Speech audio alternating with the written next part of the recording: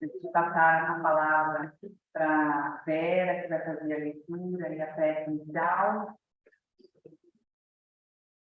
Nós temos alguns amigos do Departamento de Assistência e Promoção Social Espírita, que estão em campanhas permanentes na casa.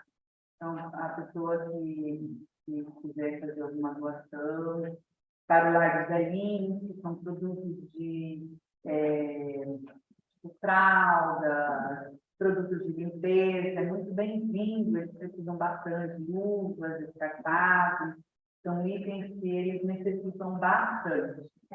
Também temos a campanha do Centro de Nutrição, que é o leite em pó, o NAN, ou aquele leitinho, Nestogen. Temos um cartaz no fundo da sala e ele tem a foto dos leitos, se alguém tiver interesse de fazer a doação. As crianças também necessitam bastante do centro de nutrição. Então, todo mês, nós juntamos, uma vez por mês, nós levamos até os processos. E agora também temos a campanha do livro, e livros espíritas ou não espíritas. Apenas nós estamos aceitando os didáticos e os desapostilos, que eles serão destinados a unidades visionárias. Eles têm esse programa lá de leitura, então nós apoiamos essa ação deles, que é para o benefício, para a mudança, para a leitura como uma transformação da pessoa, do indivíduo. Agora, antes de apresentar a Vera, nós teremos a palestra do nosso amigo Geraldinho, com o tema Atributos de Deus. E Vera, por favor. Muito obrigada.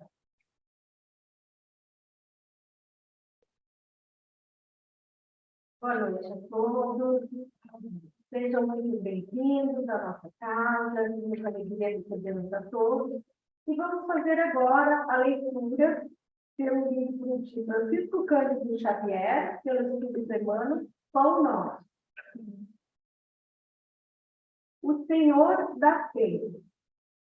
Pois, se vós, sendo maus, sabeis dar boas dádivas aos vossos filhos, quanto mais dará o Pai Celestial, o Espírito Santo, àqueles que lhe pedirem. Jesus está em Lucas, capítulo 11, versículo 13. O Pai Terrestre, não obstante o carinho cego com que muitas vezes envolve o coração, sempre sabe cercar o filho de dádivas provetosas. Por que motivo o Pai Celestial, cheio de sabedoria e amor, permaneceria surdo e imóvel perante as nossas súplicas? O devotamento paternal, primo Senhor, nos rodeia em toda parte. Importa, contudo, não viciarmos o entendimento. Lembremos de que a providência divina opera invariavelmente para o bem infinito. Liberta a atmosfera suficiente com os recursos da tempestade. Defende a flor com espinhos. Protege a plantação útil com adubos desagradáveis. Sustenta a verdura dos vales com a dureza das rochas.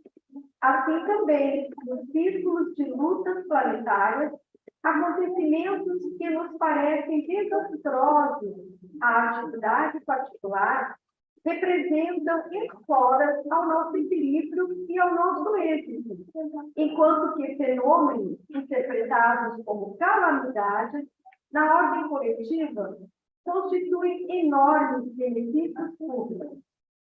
Roga, pois, ao Senhor a bênção da luz divina para o teu coração e para a tua inteligência, a fim de que te percas no labirinto dos problemas.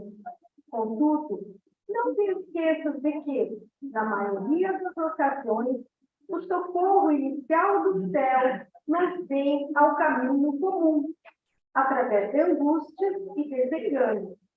Aguarda, porém, através da passagem dos dias, com confiança, o tempo, pois o tempo é o nosso explicador silencioso e que revelará ao coração a bondade infinita do Pai, que nos restaura a saúde da alma por intermédio do espírito da desilusão e do amarguroso elixir do sofrimento. Continuemos agora nesse clima de paz, de harmonia, tranquilidade, quem quiser pode cerrar seus olhos, e vamos elevar os nossos pensamentos, os nossos sentimentos, ao Pai da vida, o nosso Criador, ao Mestre Jesus, aos benfeitores espirituais da nossa casa, rogando ao mais alto o amparo, a proteção, as bênçãos para cada um que está hoje aqui, tanto encarnado quanto desencarnado. Pedimos especialmente para o Geraldinho, que irá proferir a nossa palestra desta noite, que ele encontre as melhores palavras e que possamos colocá-las em prática no nosso dia a dia. Ampare-nos, Senhor, hoje e sempre. Assim seja.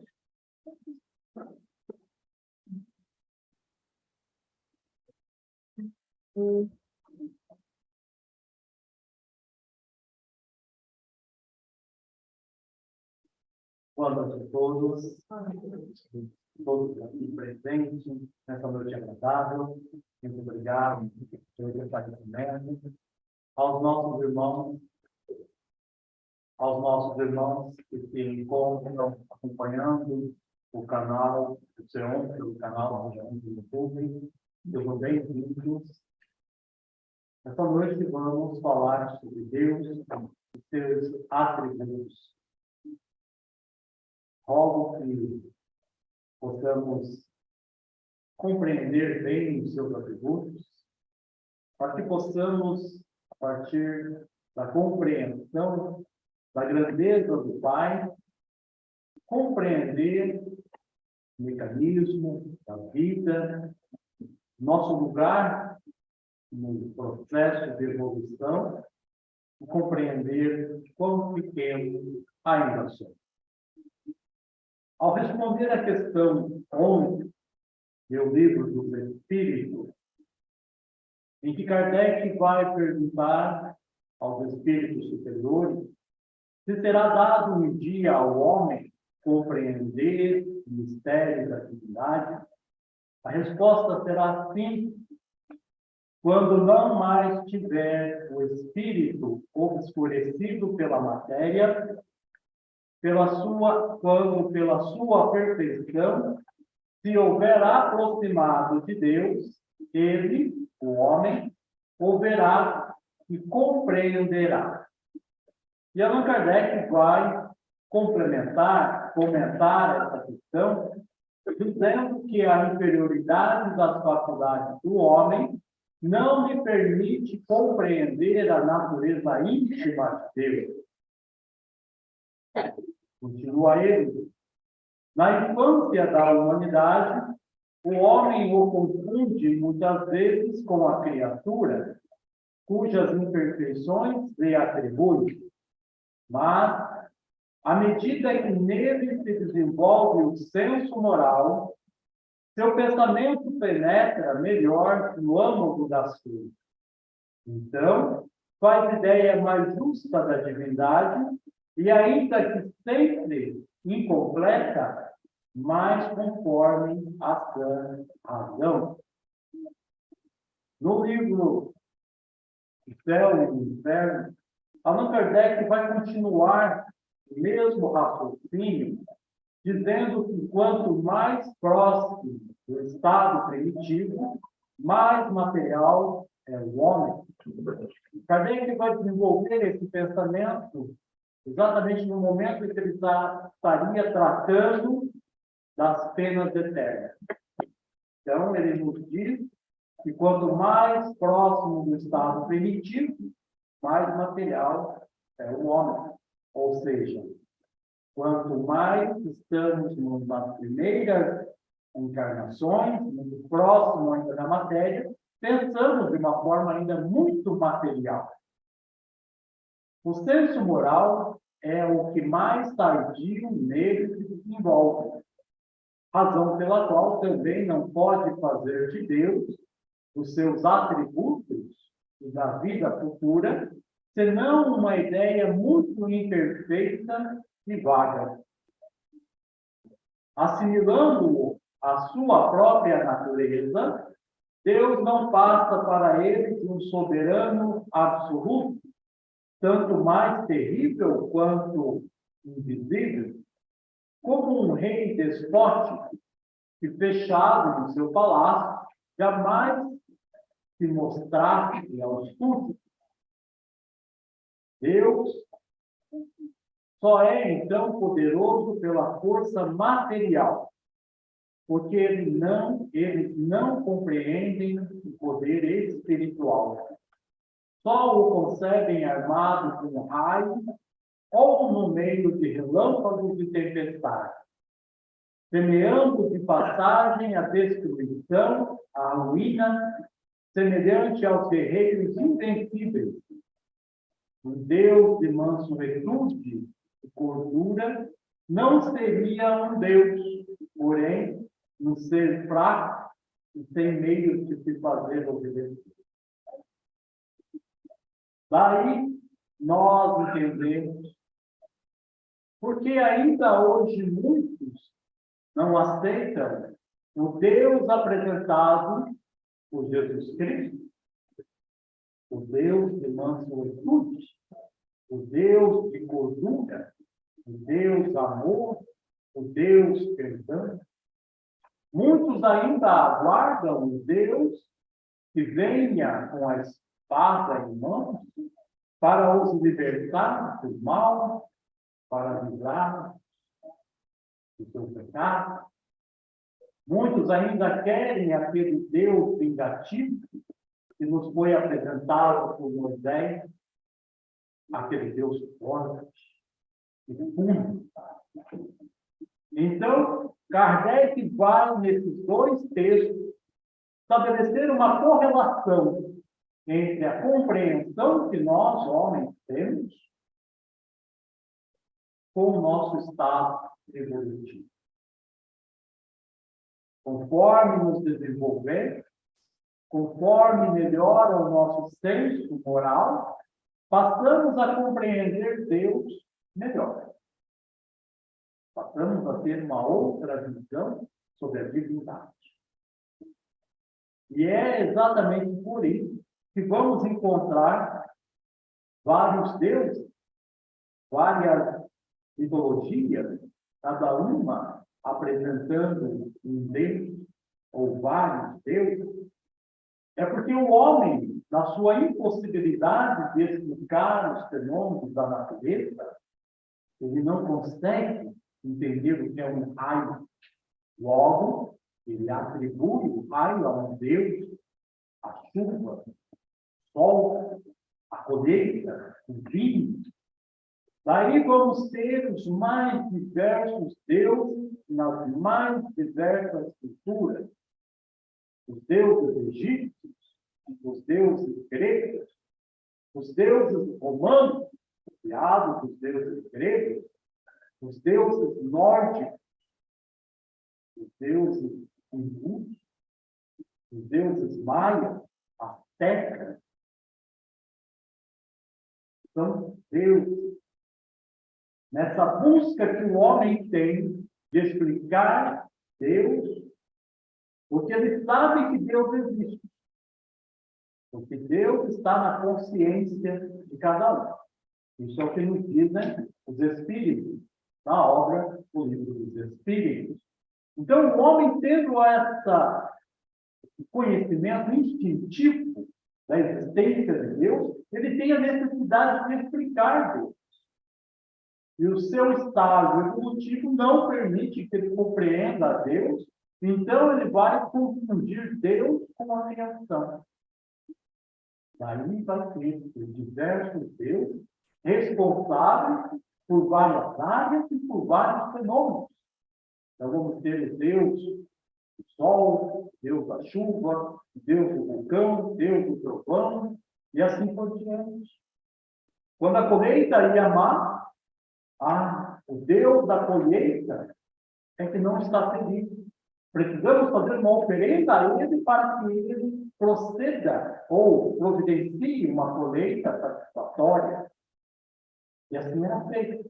Alguns povos chegavam mesmo a sacrificar pessoas humanas para esses deuses, que eles entendiam, eles acreditavam que eram responsáveis por determinada ação ou por determinado conjunto de fatores dentro da sua crença. Felizmente, a humanidade dá um passo e surgem aqueles que querem entender efetivamente como ocorrem os fenômenos da natureza. Então, nascem os pensadores. A Grécia foi um grande berço dos filósofos gregos, pré-socráticos, aqueles antes de Sócrates, que há 2, 3 mil anos antes de Cristo já começaram a se questionar.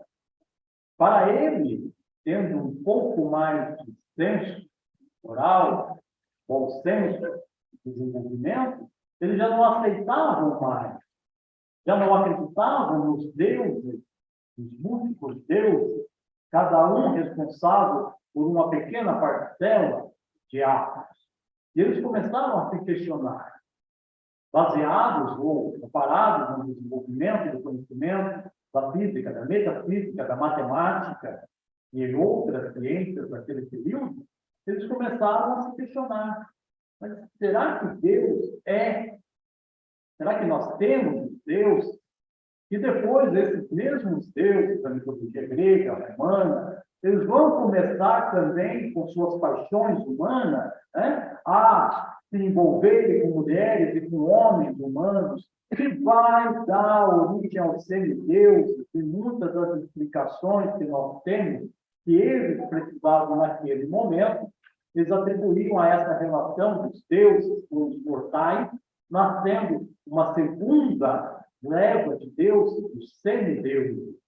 Então, os filósofos vieram com essa necessidade de ter uma explicação racional. Chega, então, o período da razão. E aqui nós temos a figura de Platão, Sócrates e Aristóteles. Mas muitos foram o que já antes se questionava a existência de Deus. E nessa busca por Deus, nós vamos ter 4 linhas de raciocínios filosóficos sobre Deus. Esses raciocínios começaram a ser pensados cerca de 2.000 anos antes de Sócrates. E ainda hoje, eles orientam todos os teólogos e filósofos que vão discutir Deus. Então, a primeira linha de raciocínio é a relação de Deus com o mundo, considerando-se Deus como causa do mundo. A segunda linha, a relação de Deus com a ordem moral, identificando-se Deus como um bem, como o bem. A terceira linha de raciocínio, a relação de Deus consigo mesmo, pois, de acordo com as diversas concepções, ele pode ser um ou vários entes. E a quarta linha de pensamento, de raciocínio, considera a relação de Deus com os homens, ou quais os acessos do homem a Deus. Então, independente de qual momento da filosofia ou da teologia, os pensadores vão seguir uma dessas 4 linhas de pensamento. Então, nós tivemos inúmeros milhares de teólogos, Santo Agostinho, Jordano Bruno e muitos outros, mas sempre apoiados em uma dessas linhas de raciocínio. A primeira linha de raciocínio, então, foi defendida por Anaxágoras, que viveu 500 anos antes de Cristo. Também foi defendida por Platão e por Aristóteles, que considerava que Deus é o primeiro motor, ao qual necessariamente se filiava a cadeia de todos os movimentos, pois tudo o que se move é movido por outra coisa. Não pode existir efeito sem causa, segundo Aristóteles. No entanto, para ele, além da causa primeira, Deus é também a causa final que cria a ordem do universo. Ainda dentro desse pensamento, o pensamento de Platão, nós vamos ter o panteísmo. Vejam que o panteísmo é uma filosofia e ela é bem anterior a qualquer cristianismo, a qualquer pensamento teológico mais recente, e ainda hoje ela é muito presente. A ciência hoje se apoia bastante no panteísmo. O panteísmo adquiriu forma, então, com os históricos, os filósofos históricos, mas amadureceu entre os neoplatônicos, aqueles filósofos que continuaram o pensamento de Platão. Com destaque para Plotino, que viveu no século III depois de Cristo. Ele, Plotino, considera o mundo como uma emanação de Deus, assim como ocorre com a luz em relação à sua fonte. Esse pensamento vai contar ainda com nomes como Hipátia de Alexandria, a grande matemática e filósofa, como Giordano Bruno, que foi depois, mais tarde, revisado pelo filósofo Hegel, e outros filósofos mais contemporâneos, todos eles seguiram esse pensamento panteísta. A segunda relação, a segunda linha de raciocínio, é defendida pelo pensamento do iluminista alemão Immanuel Kant. O Kant, ele já é do século XVIII. Antes dele, houve outros filósofos e teólogos que defenderam essa linha de raciocínio. E para ele, Deus é um postulado da razão prática, pois torna possível a união da virtude e da felicidade, em que consiste o sumo bem, que é o objeto da lei moral. Em termos mais simples, só de uma vontade perfeita, a divina, se pode esperar o bem supremo, que é a lei moral, que a lei moral nos obriga a ter como objeto de nossos esforços. Aqui, essa linha de raciocínio, ela já se aproxima muito com o que nós, espíritas, defendemos. A lei moral, a perfeição divina, a busca da felicidade por meio de uma conduta moral. Dependente das leis, porque as leis elas são éticas. Nem sempre uma lei é moral. Agora, a nossa conduta, sim, ela deve ser moral. Nós temos que ser pautados pela moralidade. Lembrando que nem sempre as leis do homem são morais. Na grande maioria, são leis éticas, que atendem um conjunto de pensamentos. Nem sempre elas atendem a questão moral. A terceira linha de raciocínio vai tratar do monoteísmo e politeísmo, examinando a relação de Deus consigo mesmo ou de Deus com a divindade. Dela decorrem as concepções politeísta e monoteísta. O politeísmo concebe Deus como diferente da divindade, assim como um homem é diferente da humanidade. Então, para esses filósofos e teólogos que defendem Deus, podem existir, então, muitos deuses a partir dessas diferenças de Deus e a divindade. E a quarta linha de raciocínio trata do conhecimento de Deus, que é alcançado pela iniciativa do homem através da filosofia, da especulação racional sobre Deus do conhecimento que só se dá através da revelação divina e da revelação propriamente, que é a conclusão do esforço do homem para chegar até Deus. Então, são 4 linhas que foram estabelecidas em períodos pré-socráticos, mas que ainda hoje orientam o pensamento tanto teológico quanto filosófico. Alguns autores, alguns pensadores são filósofos teólogos, outros só filósofos e outros teólogos. Né?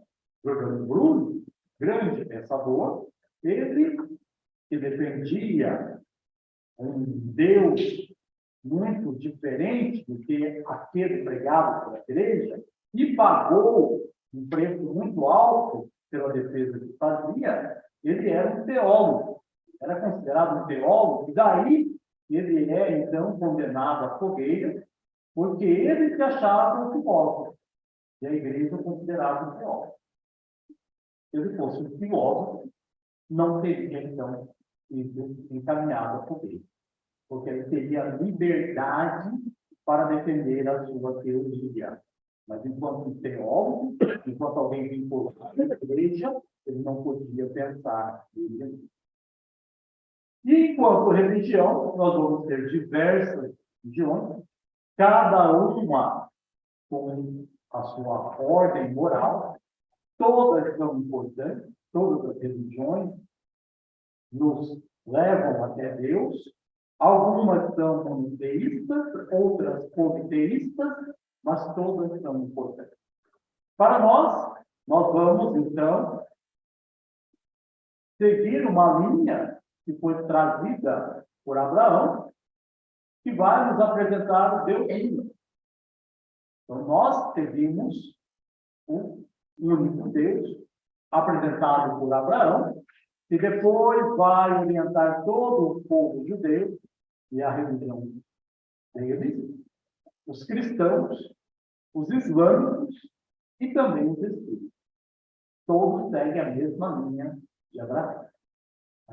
Às vezes a gente pensa que estamos muito longe do Islã, mas é uma religião que tem um tronco também muito próximo do nosso. Nós somos cristãos, judeus, espíritas, e às vezes estamos muito longe do Islã, que também é uma religião muito importante. E tanto no Velho quanto no Novo Testamento, nós vamos encontrar atributos de Deus em várias passagens, como temos aqui na carta de Paulo aos Romanos. Aqui nós vemos como atributo de Deus seu poder e sua eternidade. Quando Paulo vai nos dizer, porque seus atributos invisíveis, desde a criação do mundo, tanto o seu eterno poder como sua divindade, se entendem e claramente se veem pelas coisas que estão criadas. O Paulo que vai nos dizer da eternidade e do poder, da grandeza de Deus.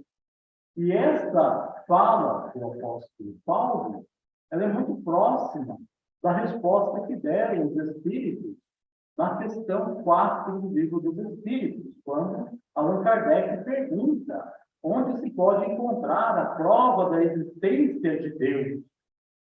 Os Espíritos vão responder: num axioma que aplicais às vossas ciências, não há efeito sem causa. Lembra da fala de Aristóteles? É a mesma. Não há efeito sem causa. Procurai a causa de tudo o que não é obra do homem, e a vossa razão responderá. É exatamente o que nos diz Paulo. Deus está na sua criação. Para crer-se em Deus, comenta Allan Kardec, basta se lance o olhar sobre as obras da criação. O universo existe, logo tem uma causa. Duvidar da existência de Deus é negar que todo efeito tem uma causa e avançar que o nada pode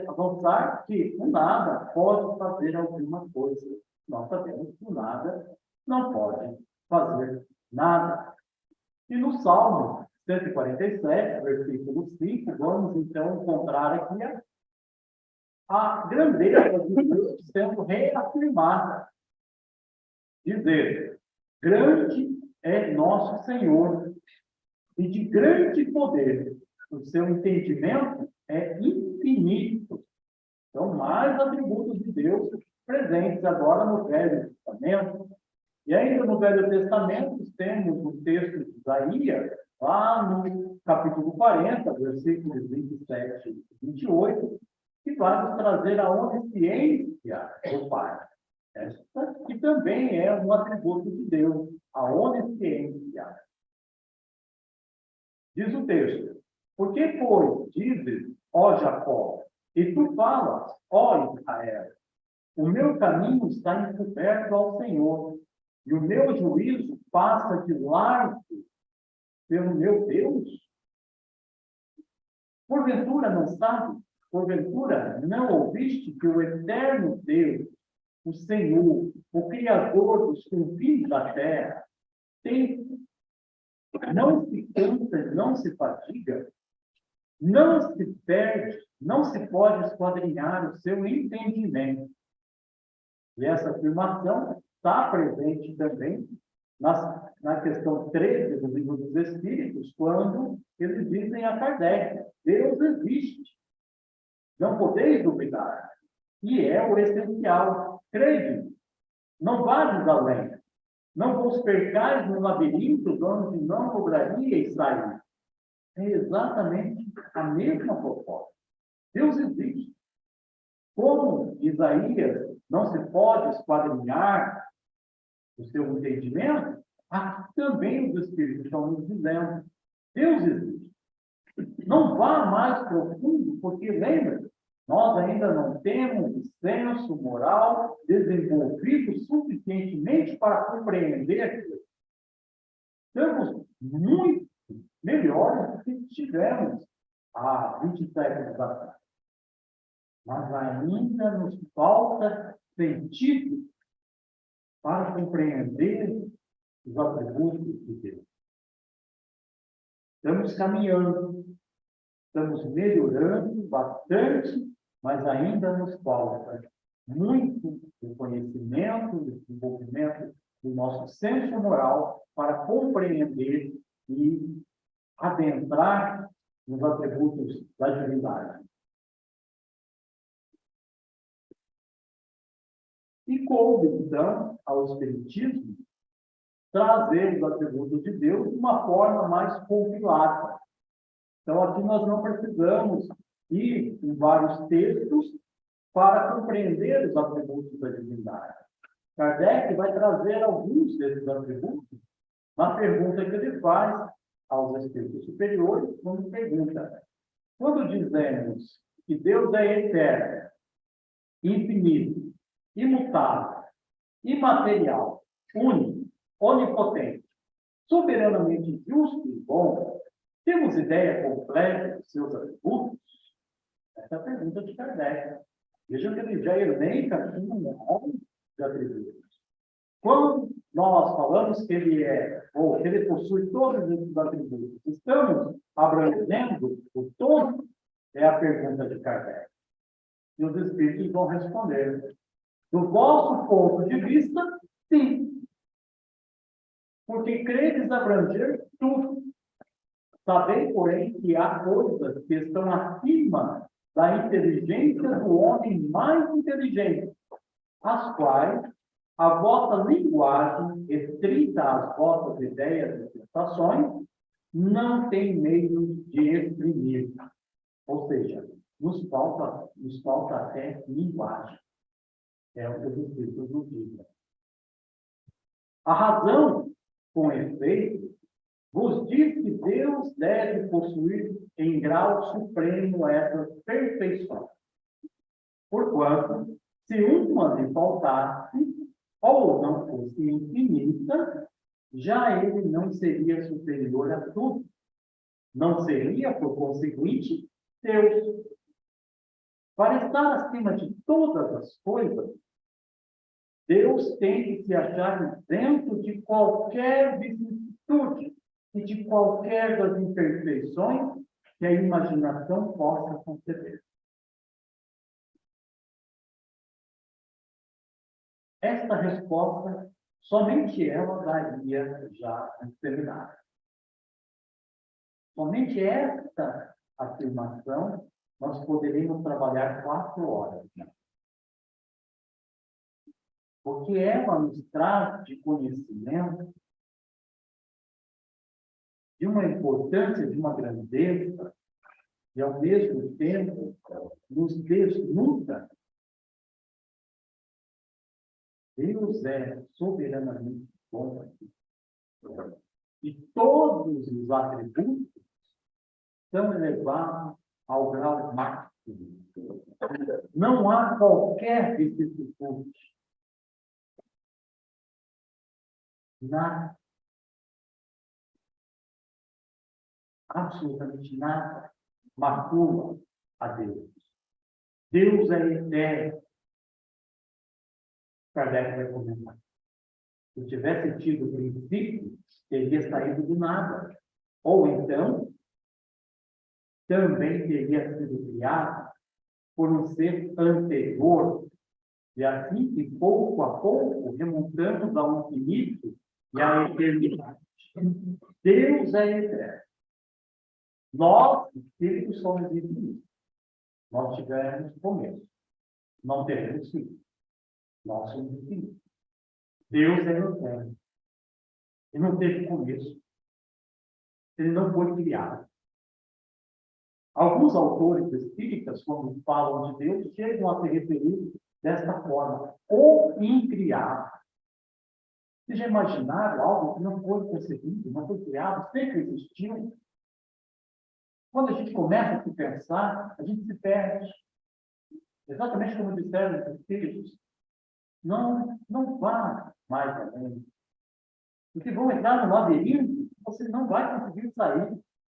Nós ainda não temos o senso desenvolvido a ponto de compreender essa eternidade. Deus é imutável.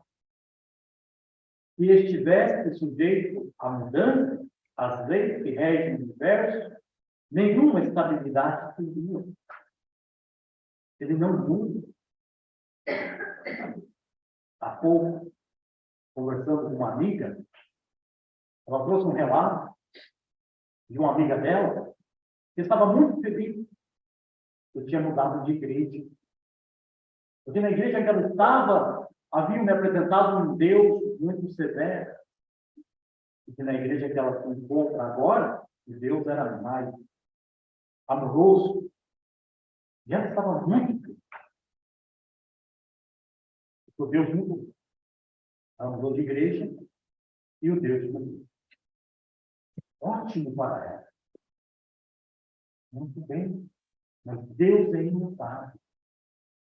É o mesmo Deus aqui, lá, no passado, no futuro. Suas leis são imutáveis. A lei de amor, a lei do trabalho, a lei da reencarnação. Ah, eu não acredito em reencarnação. Tudo bem, é uma lei. Você está submetido a ela. A lei de destruição é uma lei. Deus é imutável. Deus é imaterial. Quer isso dizer que a sua natureza difere de tudo o que chamamos de matéria. De outro modo, ele não seria imutável, porque estaria sujeito às transformações da matéria. Nós, numa briga ferrenha para conseguirmos dizer se Deus é uma energia, se Deus é isso, se Deus é aquilo, não conseguimos. Fazemos conjecturas, tal qual a criança faz. Mas estamos longe de conhecermos a natureza íntima. Deus é único. Se muitos deuses houvesse, já não haveria unidade de vista. Deus é onipotente. É porque é único. Se não dispusesse do soberano poder, algo haveria mais poderoso, ou tão poderoso quanto ele, que então não teria feito todas as coisas que não houvesse ele feito, teria outras. soberanamente justo e bom. Aqui a gente dá uma pausa. Deus é soberanamente justo e bom.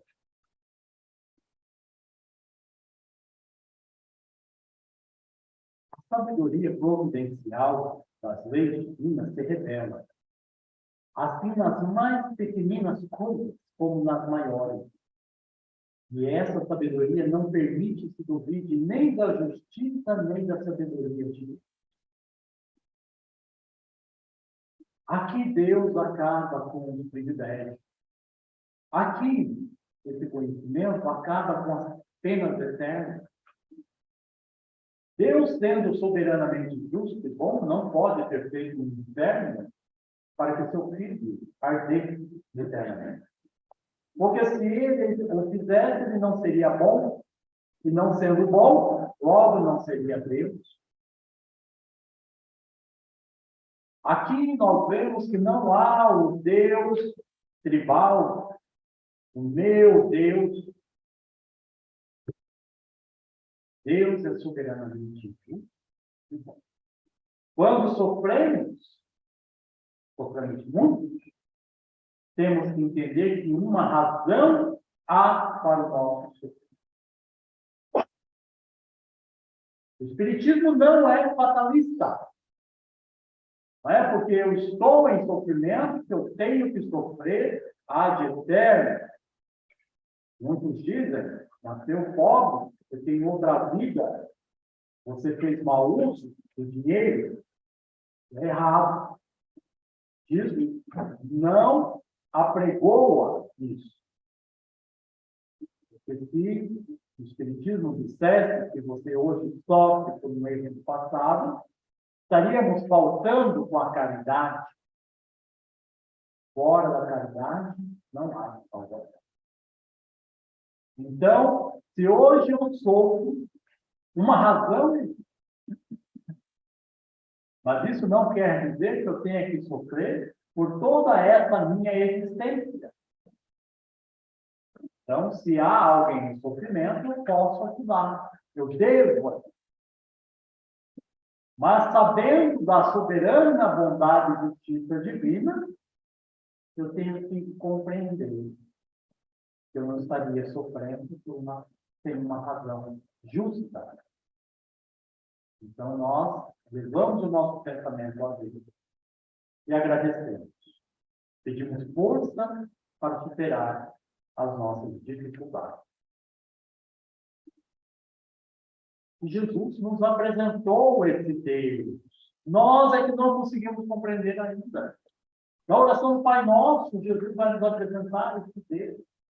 Quando ele diz, Pai Nosso que estais nos céus, santificado seja teu nome, venha o teu reino, seja feita a tua vontade, não a minha. Assim na terra como no céu.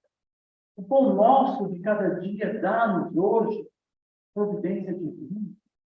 Não nos falha nunca, não nos falta. Jesus nos ensinou a orar pela providência. Perdoa-nos as nossas dívidas, assim como nós perdoamos aos nossos devedores.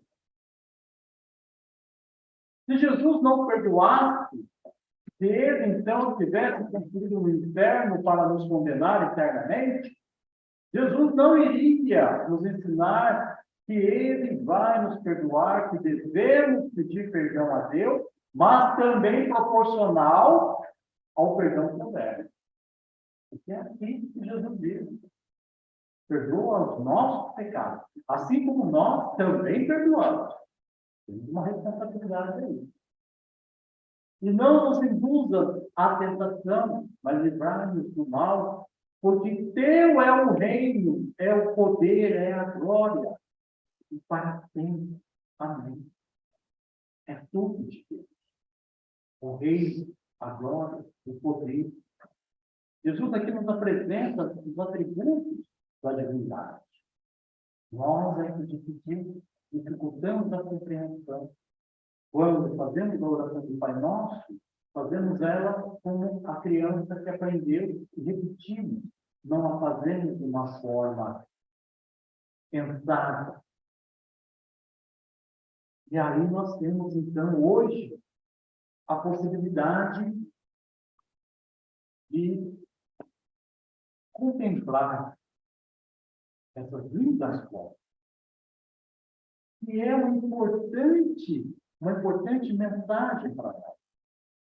Quando nós conseguimos lançar o telescópio para tirar fotos dos pilares da criação, de uma estrela explodindo, de milhares de galáxias, quer dizer que nós já estamos nos desenvolvendo. Porque nós já estamos conseguindo compreender ou se aproximar da grandeza de Deus. Essa figura maior, ela foi apelidada de pilares da criação.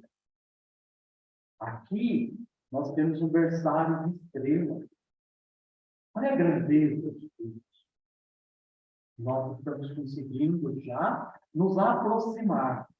Ainda nos falta sentido para compreender essa grandeza. Mas é um sinal de que nós estamos evoluindo. Deus já está permitindo nós contemplarmos a sua divindade. É muito importante. É um bom sinal para nós, enquanto humanidade. E para finalizarmos, um texto que eu gosto muito, ele é atribuído a Spinoza, o teólogo, o filósofo do século XVII, mas ele não é desse texto. Esse texto foi escrito por um mexicano a partir do pensamento de Spinoza e a sua reflexão sobre Deus. Pare de ficar rezando e batendo no peito. O que eu quero que você faça é que saia pelo mundo e desfrute de tua vida. Eu quero que você goze, cante, se divirta, que desfrute de tudo o que eu fiz para você. Pare de ir a esses templos lúgubres, obscuros, frios, que você mesmo construiu e acredita ser a minha casa. A minha casa está nas montanhas, nos bosques, nos rios, nos lagos, nas praias. É aí onde eu vivo e expresso o meu amor por você. Pare de me culpar pela tua vida miserável. Eu nunca disse que há algo mal em você, ou que era um pecador, ou que sua sexualidade fosse algo mal. O sexo é um presente que eu dei, e com o qual você pode expressar o seu amor, seu êxtase, sua alegria. Assim não me culpe por tudo o que o fizeram crer. Para de ficar lendo supostas escrituras sagradas que nada tem a ver comigo. Se não pode me ler num amanhecer, numa paisagem, no olhar dos seus amigos, nos olhos do seu filhinho, não me encontrará em nenhum livro. Confie em mim e deixe de me pedir. Você vai me dizer como fazer o meu trabalho? Pare de ter tanto medo de mim. Eu não julgo, nem o critico, nem me irrito, nem me incomodo, nem o castigo. Eu sou puro amor. Não para de me pedir perdão. Não há nada a perdoar. Eu fiz você. Eu enchi de paixões, de limitações, de prazeres, de sentimentos, de necessidades, de incoerências, de livre-arbítrio. Como eu posso culpar você se responde a algo que eu coloquei em você? Como posso castigar por ser como você é, se eu sou quem fez você? Crê que eu poderia criar um lugar para queimar a todos os meus filhos que não se comportem bem pelo resto da eternidade? Que tipo de Deus pode fazer isso? Esqueça qualquer tipo de mandamento, qualquer tipo de lei. Essas são artimanhas para manipular você, para controlar, que só geram culpa em você. Respeite seu próximo e não faça o que não queira para você. A única coisa que peço é que preste atenção à sua vida, que seu estado de alerta seja seu guia. Essa vida não é uma prova, nem um degrau, nem um passo no caminho, nem um ensaio, nem um prelúdio para o paraíso. Essa vida é a única que há aqui e agora, e a única que você precisa. Eu fiz você absolutamente livre. Não há prêmios, nem castigos. Não há pecados nem virtudes. Ninguém leva um placar, ninguém leva um registro. Você é absolutamente livre para fazer da sua vida um céu ou um inferno. Não poderia dizer a você se há algo depois dessa vida, mas eu posso dar um conselho. Viva como se não houvesse. Como se essa fosse a sua única oportunidade de aproveitar, de amar, de existir. Assim, se não há mais nada, terá aproveitado da oportunidade que eu dei. E se houver, tenha certeza que eu não vou perguntar se foi comportado ou não. Eu vou perguntar se gostou, se você se divertiu, do que mais gostou. Pare de crer em mim. Crer é supor, adivinhar, imaginar. Eu não quero que acredite em mim. Quero que me sinta em você quando beija a sua amada, quando agasalha a tua filhinha, quando acaricia o seu cachorro, quando toma banho no mar. Para de me louvar. Que tipo de Deus ególatra você pensa que eu sou? Me aborrece que me louvem, me cansa que agradeçam. Você se sente grato? Então demonstre cuidando de você, da sua saúde, de suas relações, do mundo. Você se sente olhado, surpreendido? Expresse sua alegria. Esse é o jeito de me louvar. Pare de complicar as coisas, de repetir como um papagaio que te ensinaram sobre mim. A única certeza é que você está aqui, que está vivo e que esse mundo está cheio de maravilhas. Para que precisa de mais milagres? Para que tantas explicações? Não me procure fora, você não vai me achar. Procure-me dentro de você. É aí que eu estou.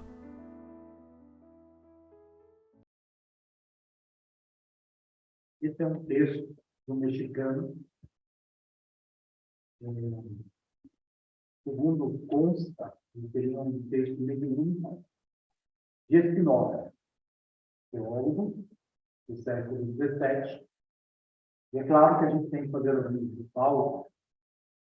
Spinoza foi alguém que questionou muito a forma com que a religião trabalhava naquele período. Então, ele vai nos apresentar um texto, tanto quanto nos convidando a viver Deus no nosso cotidiano, a encontrar o Deus nos mínimos detalhes e aproveitar. Temos que ter a responsabilidade também.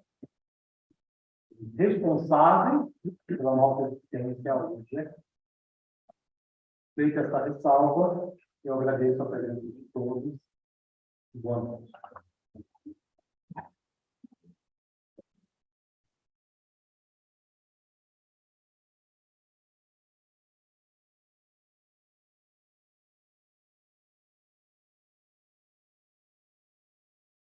Agora, logo que os trabalhadores se prepararem, a Flávia, que ela não mostra, estará direcionando ao quarto. Não é obrigatório, Não? não é obrigatório, então ela está chamando cada um de si.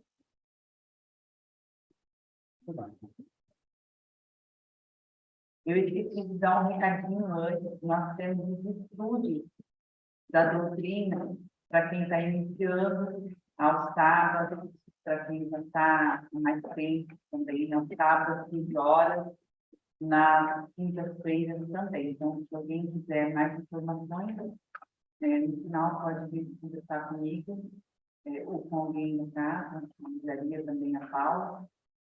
E vamos manter agora nossa frequência elevada, embalados pelas palavras do Geraldinho, sobre nosso Pai Maior. Vamos agradecer pela vida, pela criação, pela natureza, pela oportunidade que Deus nos deu, de estarmos todos aqui. E no dia de hoje, eu vim falar sobre os seus atributos, sobre o seu amor por nós. Que possamos nós brilhar cada vez mais essa noite de nosso coração. Possamos fazer o melhor por nós mesmos, aos nossos irmãos, na nossa vida, na nossa caminhada. Que Deus esteja em cada um de nós, presente, vivo, pulsante. Obrigada, Senhor, pela vida.